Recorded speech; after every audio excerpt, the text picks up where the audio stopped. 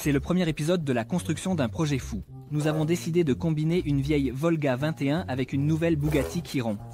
On verra, nous commençons. Bon visionnage.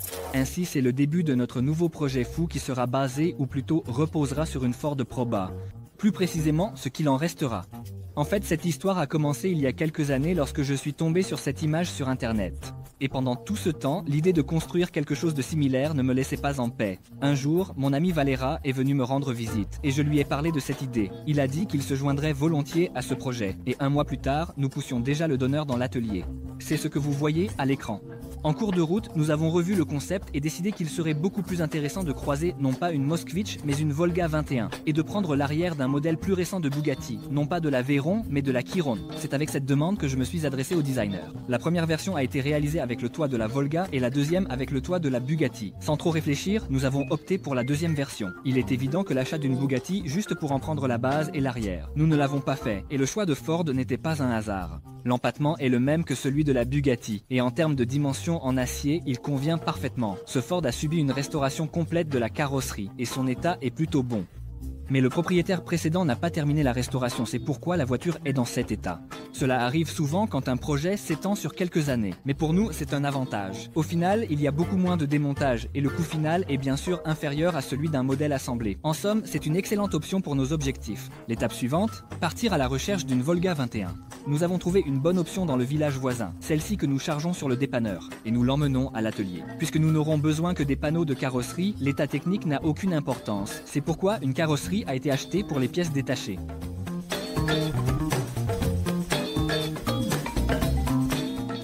La première chose à faire est de retirer le capot, la Volga puis la Ford. Puisqu'il n'y a pas d'instruction sur comment combiner une Volga avec une Bugatti et sur une base Ford, à ce stade, tout est fait de manière préliminaire et avec des points de soudure, car il faudra de toute façon tout refaire plusieurs fois.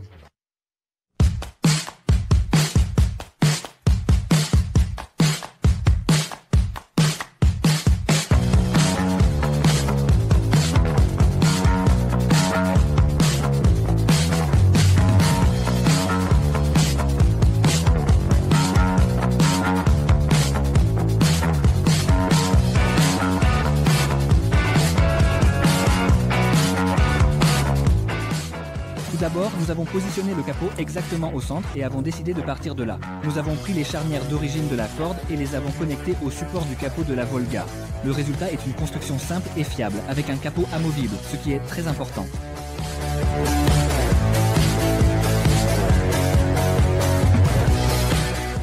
Quand le capot est en place, nous retirons les éléments de la Volga, les éléments restants de l'avant.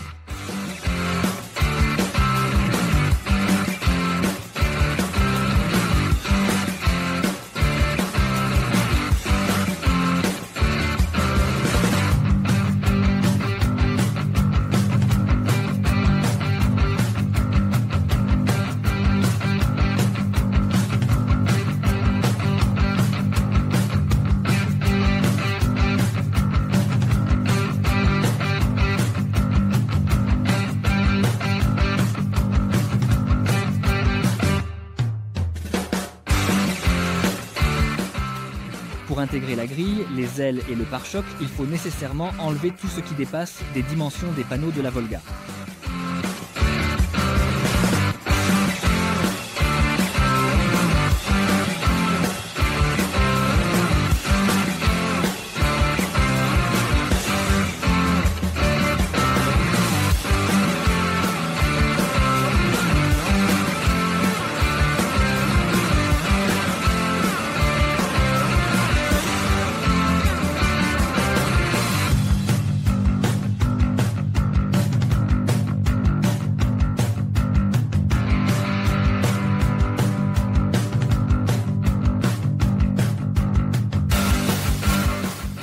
Et après une heure de découpe et d'ajustement, nous installons l'aile. Dans l'ensemble, tout s'est bien assemblé. Et on peut dire que nous nous en sommes sortis ici. Il suffit de fabriquer les supports sur lesquels les ailes vont reposer. Un profil carré a été utilisé et la suite est claire, sans besoin de mots supplémentaires.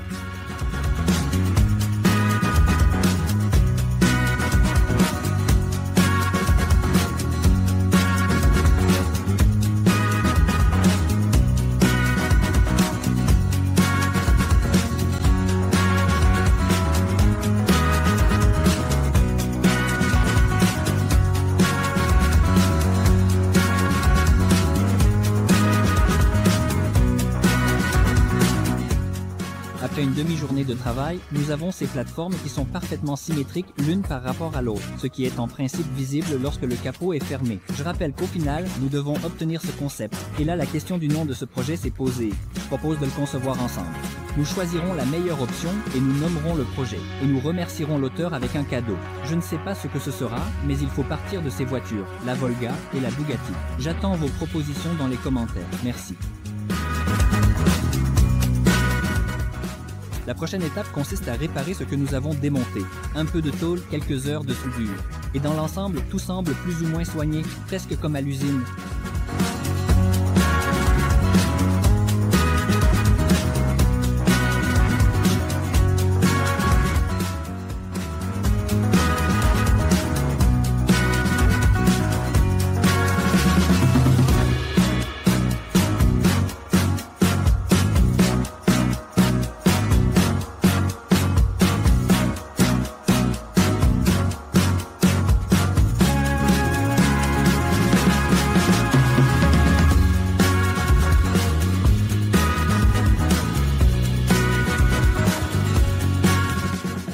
Pour que le capot puisse s'ouvrir et se fermer, nous retournons au donneur. Et nous démontons soigneusement et prudemment ce panneau sur lequel le capot est initialement placé.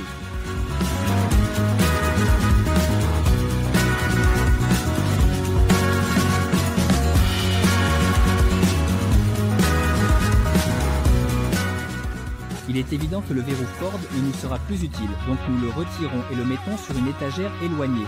Ensuite, de nombreuses heures d'ajustement, mais pour vous, cela ne prend que quelques minutes.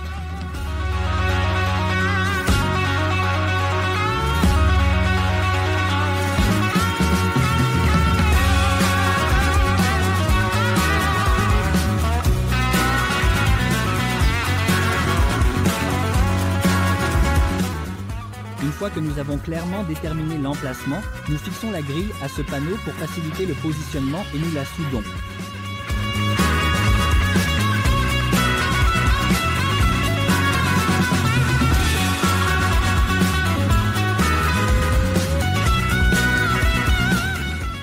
Pour combler tous les écarts entre le panneau Ford et la Volga, nous fabriquons une dizaine de gabarits en carton que nous transférons ensuite sur le métal, et le métal, à son tour, est transféré sur la carrosserie.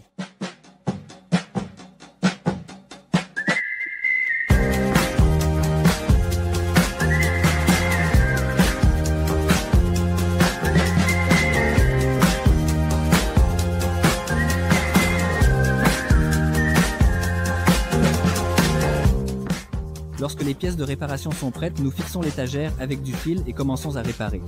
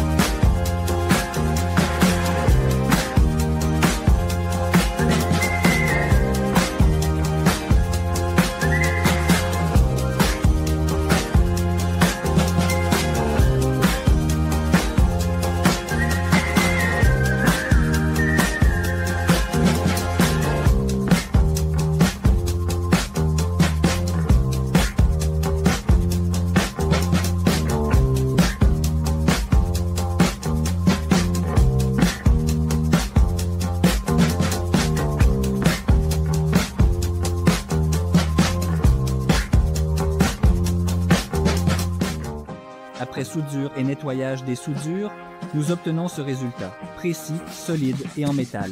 Il reste à appliquer un minimum de mastic et à apprêter. Le pare-choc de la Volga repose d'usine sur ce panneau étrange. C'est elle que nous montons sur la carrosserie de la Ford.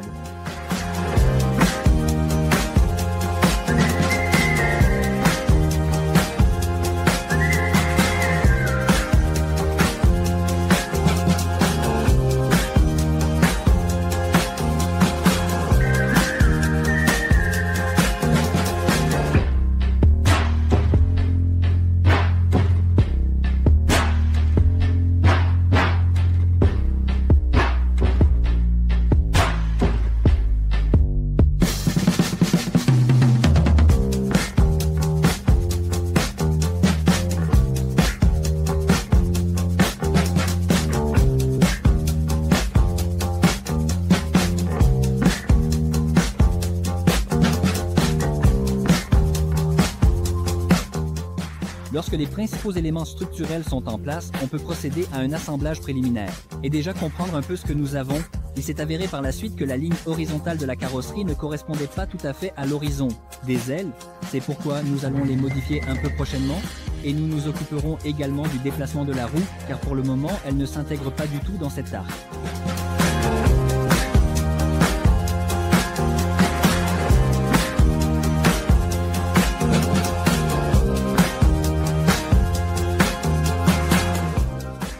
Après l'assemblage, nous obtenons ce résultat.